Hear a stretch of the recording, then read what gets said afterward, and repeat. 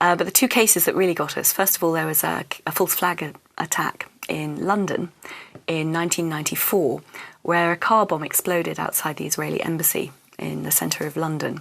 Now, I remember this vaguely. This is, we're talking 14 years ago. It's a long time but ago. But it was huge at the time. I mean, it was a huge worldwide story. Yeah, yeah. In fact, there'd been an earlier attack against some Jewish interest section in Buenos Aires earlier that year as well. Similar sort of MO, modus operandi, with a car bomb driven and parked outside that exploded. So in 1994, a car bomb explodes outside the Israeli embassy in London. In London, yeah. Anyone hurt or killed? I don't remember. Very minor injuries, that was all. Okay. Nobody was killed.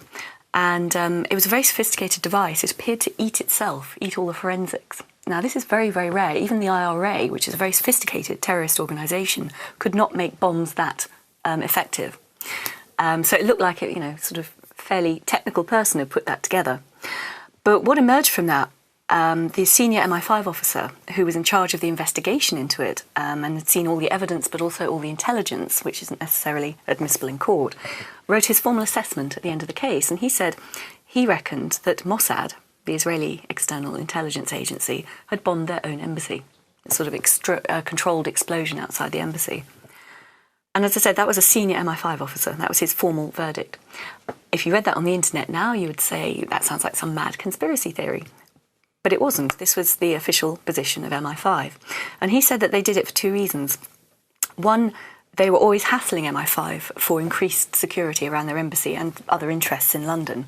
Because, of course, London had a reputation of giving safe haven to Arab dissidents from around the world at that point.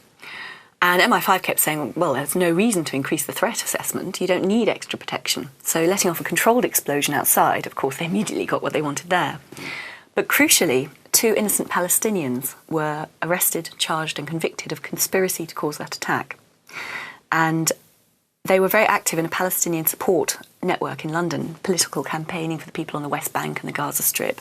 And they were gaining some traction in the media. They were getting quite a lot of support. So by arresting these people and framing them for an attack and sticking them in prison, the whole network just shattered and hasn't got back on its feet to this day.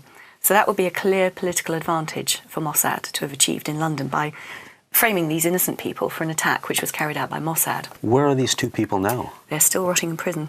So they've been in prison for 14 years. Yeah, and they both got 20-year sentences. They both proclaim their innocence. They will serve the whole sentence. And it was a young woman called Samar Alami who's had a breakdown since this case, for obvious reasons, and a young man called Jawed Botme. And they were found guilty of conspiring to cause the attack, not actually doing it. They had cast-iron alibis. But the linkage was a mysterious figure who was known as Raider Maghrabi. And he was a man, apparently Middle Eastern, who befriended many people within this Palestinian support network.